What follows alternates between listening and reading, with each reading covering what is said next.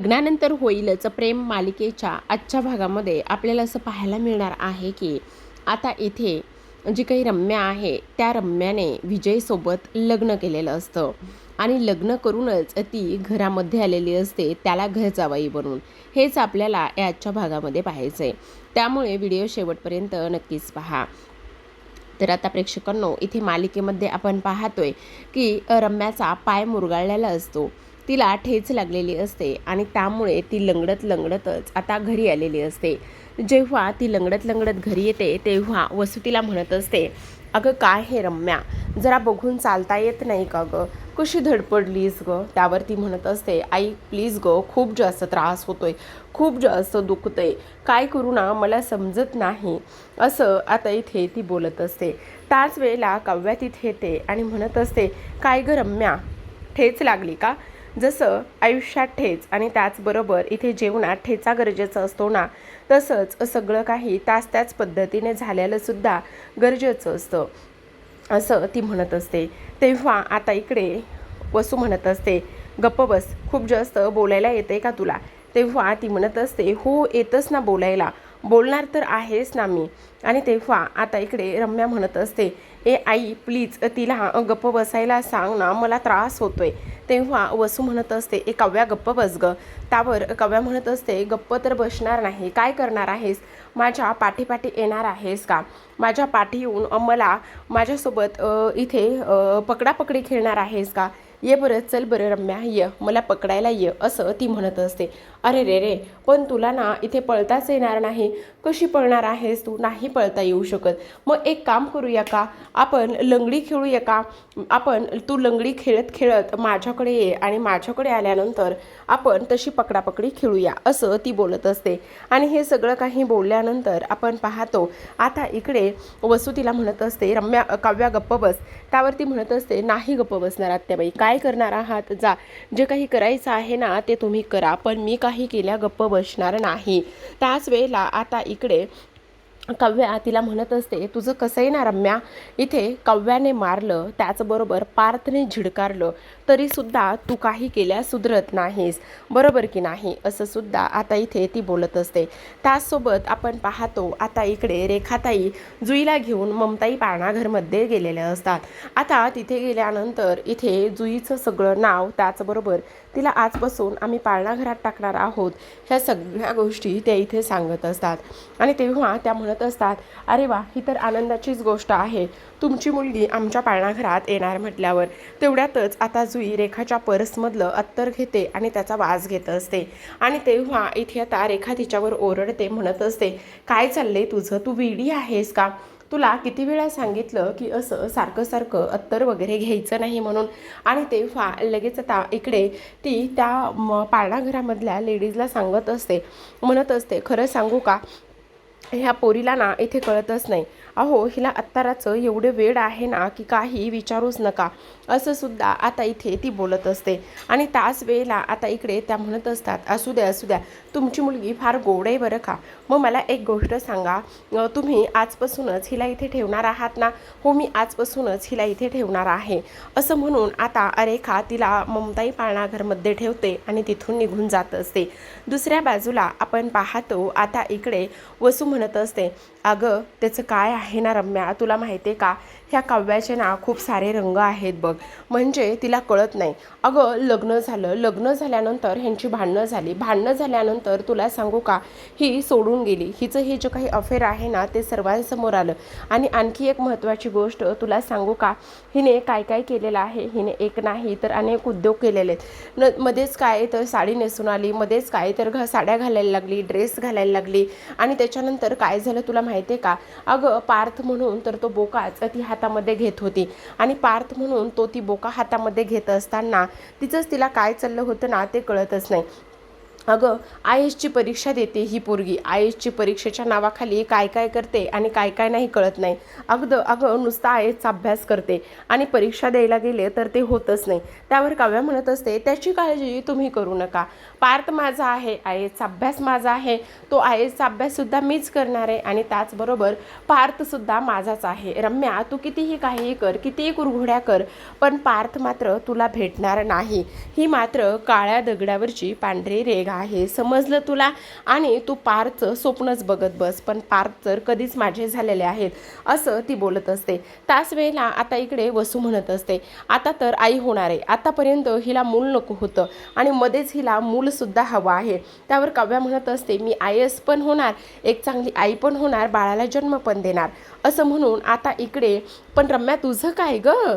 अगं तू तर पार्थच्याच मागे मागे धावतेस, पार्थ तर तुझे कधीच होणार नाही, असं म्हणून ती निघून जाते आणि रम्याला धक्का बसतो. दुसऱ्या बाजूला आपण पाहतो आता इथे जो जीवा आहे आणि नंदिनी त्याचबरोबर रेखा हे सगळेजण आता पाळणाघराचा टायमिंग सुटण्याची वेळ झालेली असते. आता पाळणाघरातून लवकरात लवकर रेखा आणि त्याचबरोबर इथे जुई बाहेर येतील आणि त्यानंतर आपल्याला सर्व प्रश्नांची उत्तरं मिळतील. तेव्हा आता इकडे नंदिनी म्हणत असते, रेखाताई थोडीशी काळजी घ्या, मला तर खूप टेन्शन आले. तेव्हा रेखाताई म्हणत असतात, अगं तू नको टेन्शन घेऊस, मी आहे ना, व्यवस्थित करेल मी सगळं. आणि नंदिनी तू ह्या सगळ्या गोष्टींचा एवढा विचार करतेस, तुझा काही संबंध नसताना तू त्या लोकांना शोधण्यासाठी एवढा प्रयत्न करतेस. त्याच वेळेला जीवाचा मित्र पोलीस हे सुद्धा तिथे आलेले असतात आणि ते सुद्धा इकडे आता ह्यांना सपोर्ट करत असतात. ते म्हणत असतात, तुम्ही नका काळजी करू, आज काही जरी झालं ना तरी सुद्धा त्यांचा तो मास्टर कोण आहे ना, त्या मास्टरचा द एंड होणारच आहे, असं सुद्धा ती लोक बोलत असतात. त्याचबरोबर आपण पाहतो आता पाळणाघर सुटण्याची वेळ झालेली असते आणि रेखा गेलेली असते. इकडे आता ती ओल्ड मावशी जी आहे ना, ती तिथून चालत असते, कारण पाळणाघराच्या आजूबाजूलाच ती फिरकत असते. इथे आपण पाहतो आता रेखा म्हणत असते, चला जुई आता निघायचं का, यांना जास्त त्रास दिला नाहीस ना? तेव्हा जुई म्हणत असते, नाही नाही छे, मी अजिबात त्रास दिला नाही, असं ती म्हणत असते. आणि तेवढ्यातच आता पाळणाघरातील त्या मावशी म्हणत असतात, तुमच्यासाठी मी रिक्षा वगैरे मागू का, म्हणजे तुम्ही कशाने जाणार आहात आत्ता? तुम्हाला हवं असेल तर मी रिक्षा अरेंज करून देते. तेव्हा रेखाताई म्हणत असतात, नाही नाही त्याची काही गरज नाही आहे, आम्ही आमचं जाऊ, असं म्हणून रेखा आणि जुई ह्या दोघीजणी जातात. आता जो जुईचा फोटो आहे तो फोटो इथे लगेचच ती त्या ओल्ड लेडीला पाठवते आणि फोन करून सांगत असते, आत्ताच ती एक मुलगी आणि त्याचबरोबर एक तिची आई ह्या दोघीजणी बाहेर पडल्या आहेत. ती मुलगी फार आगाऊ आहे, तिला अत्तराचं फार वेळ आहे बघ, आता हा डाव साधून घे, असं म्हणून आता लगेचच इकडे जुई आणि रेखा बाहेर पडलेल्या असतात. तेवढ्यातच ओल्ड लेडी तो तिच्या मोबाईलवर आलेला फोटो पाहते आणि म्हणत असते, हीच ती मुलगी आहे, आता शेवटची शिकार झाली पाहिजे. आता तिथेच रिक्षाची वाट बघत त्या झाडाखाली थांबण्याचं नाटक करतात. तेवढ्यातच आता जुई म्हणत असते, ए आई तुझी पर्स दे ना, म्हणून ती रेखाची पर्स खेचण्याचं नाटक करते. तेवढ्यातच रेखा तिच्यावर ओरडते आणि म्हणत असते, अगं जुई तुझं काय चाललंय, का अशी वागतेस तू, हे बघ असं करू नकोस बरं, तुला प्रत्येक वेळा अत्तर का बरं पाहिजे असतं, काही गरज नाही आहे, आणि मी आता तुला शेवटची ताकीद देते बरं का. तेव्हा आता लगेचच तिथे त्या ओल्ड लेडी येतात आणि म्हणत असतात, का हो, का ओरडताय पोरीवरती, किती गोड पोरगी आहे आणि तुम्ही तिच्यावर असं का ओरडताय. तेव्हा आता इकडे रेखा म्हणत असते, बघा ना, हे पोरीला ना एवढी एवढूशा जीव नाही आहे, पण हिला ना सतत फक्त आणि फक्त इथे अत्तरच पाहिजे असतं. आता कसं सांगू मी हिला की अत्तर नको म्हणून, पण ही पोरगी मात्र काही केल्या ऐकतच नाही. तेव्हा त्या ओल्ड लेडी म्हणत असतात, अहो किती गोड आहे ही पोरगी आणि तिला जर अत्तर पाहिजे तर तुम्ही तिला अत्तर द्या ना. हे बघा माझ्याकडे खूप अत्तरच्या व्हरायटी आहेत, हे सॅम्पल आहेत आणि तुम्हाला सांगू का, काळजी करण्याची काहीच गरज नाही आहे, कारण याचे काही पैसे वगैरे तुम्हाला द्यावे लागणार नाहीयेत, फक्त आणि फक्त इथे तुम्हाला हे सॅम्पल घ्यायचं आहे, असं सुद्धा आता इकडे ती ओल्ड लेडी जी आहे ती इथे बोलून दाखवत असते. आणि तेव्हा रेखा म्हणत असते, नाही नको, पण अहो घ्या हो, खूप छान आहे, तुम्हाला नक्कीच आवडेल, असं म्हणून आता ती शेवटी तिला ते अत्तर देत असते. अत्तराचा वास रेखा आणि त्याचबरोबर इथे जुईला दिल्यानंतर त्या दोघी बेशुद्ध होण्याचं नाटक करून तिथेच खाली पडलेल्या असतात. आता त्या खाली पडल्यानंतर इकडे लगेचच जी काही ती बाई आहे ती बाई मात्र इथे त्या जुईला उचलते आणि गाडीमध्ये फॅनमध्ये घेऊन निघून जाते. तेवढ्यात जीवा आणि नंदिनी आलेले असतात. आता रेखाला म्हणतात, तू काळजी करू नकोस. तेव्हा रेखा म्हणत असते, आत्ताच ती जस्ट ह्याच रस्त्याने पुढे गेली आहे.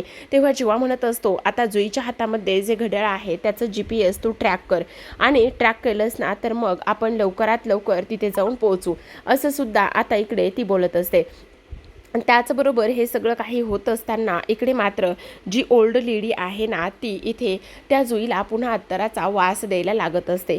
पण जुई पटकन तिचा हात बाजूला करते आणि त्याच वेळेला त्या ओल्ड लेडीला समजतं की ही पोरगी तर इथे शुद्धीवरच आहे, ही तर इथे बेशुद्ध झालेलीच नाही आहे. ही गोष्ट तिच्या लक्षात येते आणि लक्षात आल्याबरोबर ती तिच्यावर आरडाओरडा करत असते आणि म्हणत असते, काय गे, तुझी हिंमत कशी झाली? इथे तू तर जागीच आहेस का? तुझं काय चाललेलं आहे आणि तू कोण आहेस? त्याचबरोबर ह्या पोरीनं स्वतःचा जीव इथे धोक्यात घातलाय, स्वतःलाच किडनॅप करून घेतलंय, काय तुझ्या हातामध्ये दे, असं म्हणून आता ती ओल्ड लेडी जुईच्या हातातलं घड्याळ घेते आणि फेकून देत असते. आता इकडे जीवा आणि नंदिनी पाठीमागे निघालेले असतात लोकेशन ट्रेस करतच, पण अचानकच इथे एरर दाखवतं आणि तेव्हा नंदिनी म्हणत असते, जीवा GPS ला काहीतरी झालंय बघा ना. तो म्हणत असतो, रिफ्रेश मारून बघ ना एकदा. तेव्हा नंदिनी म्हणते, नाही ना जीवा, मी 2-3 वेळा रिफ्रेश मारून झालंय पण होतच नाहीये, काय करावं ते समजतच नाहीये. तेव्हा जीवा म्हणत असतो, आता काय करायचं? बहुतेक आता इकडे त्या लोकांना समजलं की काय, असा सुद्धा आता इकडे ते विचार करत असतात. आणि ह्या सर्व गोष्टींचा विचार केल्यानंतर आता इकडे दुसऱ्या बाजूला आपण पाहतो की आता त्या लोकांनी इथे जी काही जुई आहे त्या जुईला गोडाऊनमध्ये आणलेलं असतं. आता त्या जुईला गोडाऊनमध्ये आणल्यानंतर आपण पाहतो की इथे आता लगेचच ती म्हणत असते, काय गे, खूप माझे का तुला, खूप काही गोष्टी तुला इथे करायच्या होत्या का, पण आता मी बघच काय करते ते, असं सुद्धा आता इकडे ती बोलत असते. आता हे सर्व काही बोलल्यानंतर ती लगेचच नंदिनी पाठीमागून येते आणि नंदिनी पाठीमागून आल्यानंतर म्हणत असते, काय काय करणार काय आहात तुम्ही, बोला ना, काय करणार आहात? आता लगेचच सगळेजण पाहत असतात आणि तेव्हा नंदिनीच्या हातामध्ये काळा धागा आणि घुंगरू असतं.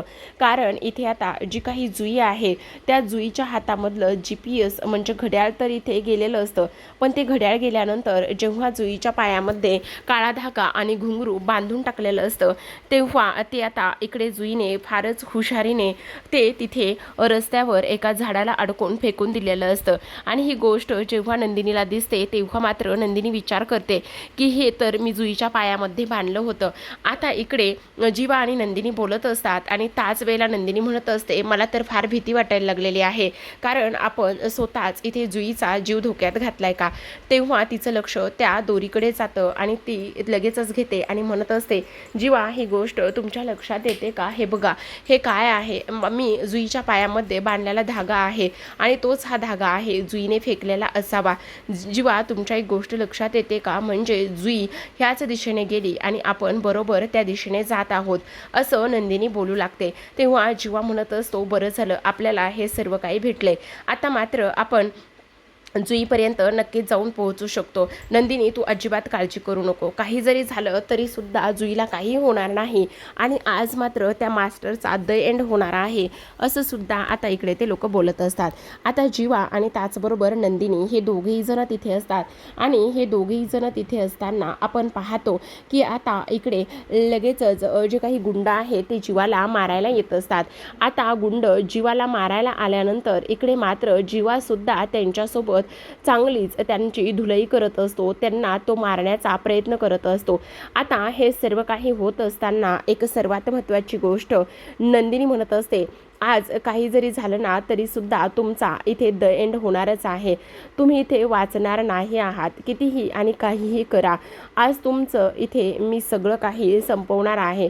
त्याच वेळेला आता इकडे ती बाई म्हणत असते, सांग कोण आहेस तू, कोण आहेस? तेव्हा नंदिनी म्हणत असते, मी कोण आहे ह्या सगळ्या गोष्टीची तू गरज किंवा तू विचार करू नकोस, तुझा आज इथे द एंड होणार आहे, ही गोष्ट मात्र तेवढीच महत्त्वाची आहे, तेवढीच लक्षात ठेव, असं सुद्धा आता इथे ती बोलत असते.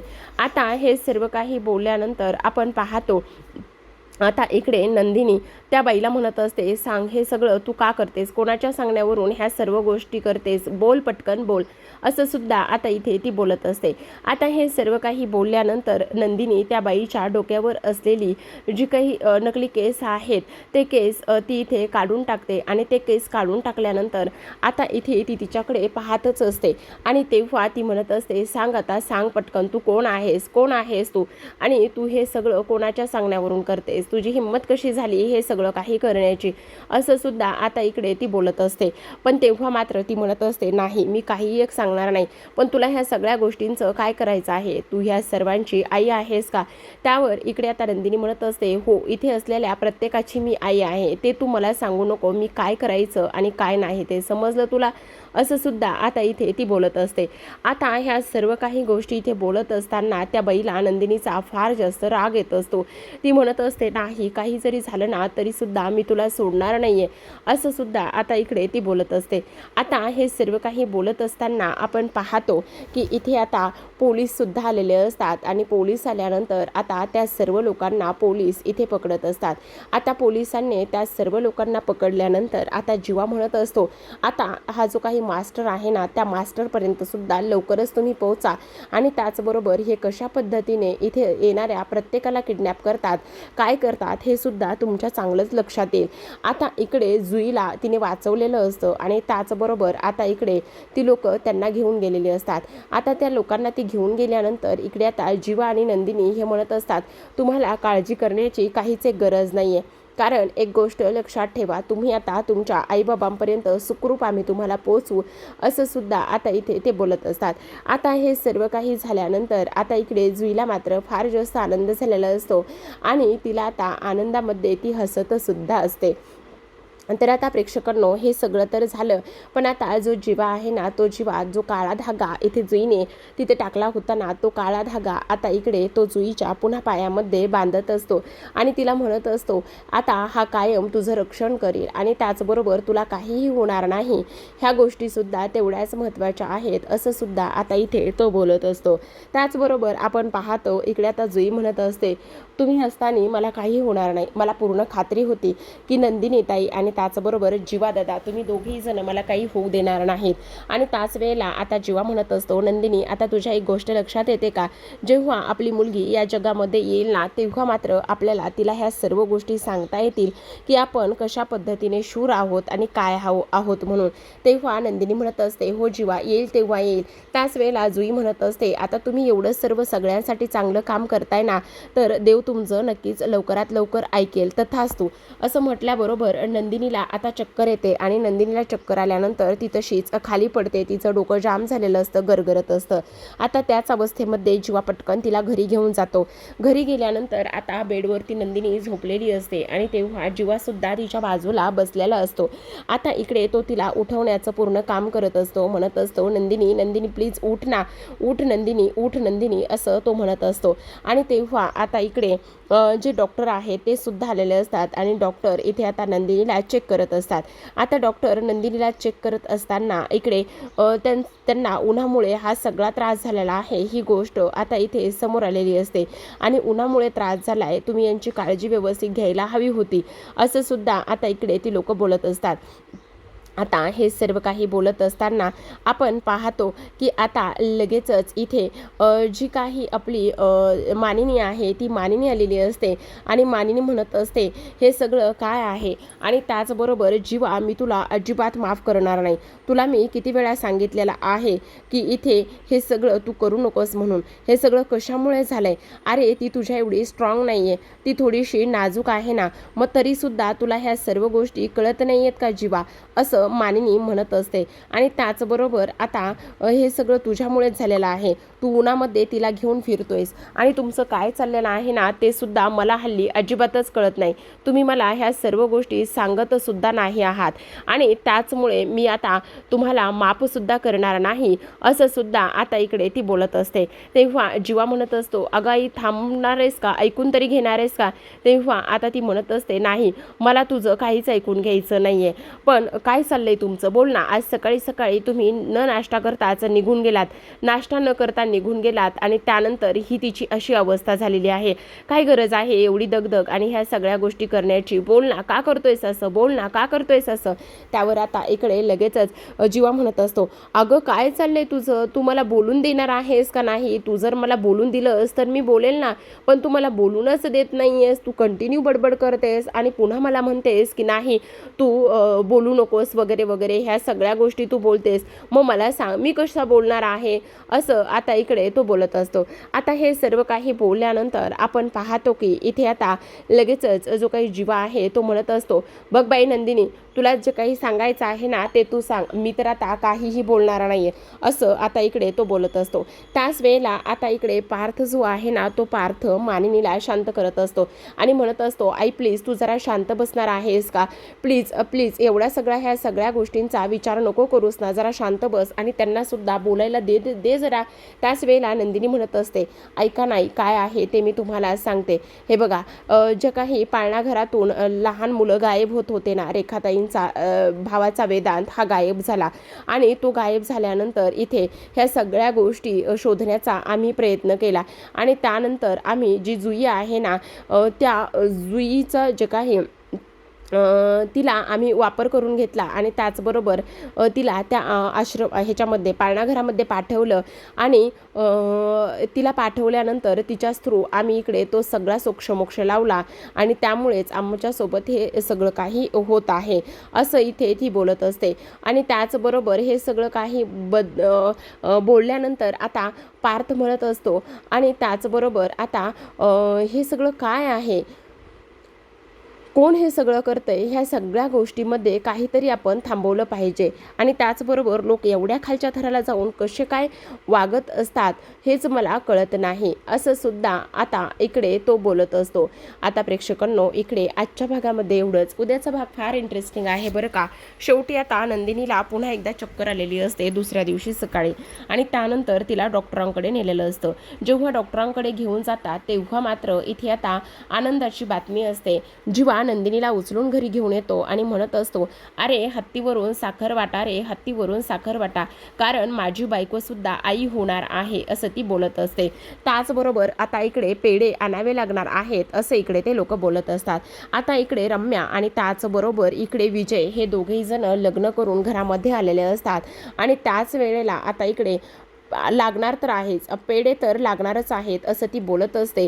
आणि तेव्हा आता रम्या ही विजयसोबत लग्न करून आलेली असते आणि लग्न करून आल्यानंतर सर्वजण इथे आता पाहतच असतात आणि पाहत असताना आता त्यांना कळत नाही की इकडे हे सगळं काय आहे म्हणून. आणि त्याचबरोबर इथे आता रम्या म्हणत आहे की काही जरी झालं ना तरीसुद्धा इथे आता आम्ही लग्न केलेलं आहे, त्यामुळे पेढे तर वाटावेच लागणार आहेत ना, असं ती बोलत असते. आणि त्याचबरोबर इथे सर्वांना धक्का बसलेला असतो की जी रम्या आहे ना ती विजयसोबत अशी ऐनवेळी लग्न करून आली आणि ती आता इथे देशमुखांच्याच घरामध्ये राहणार आहे.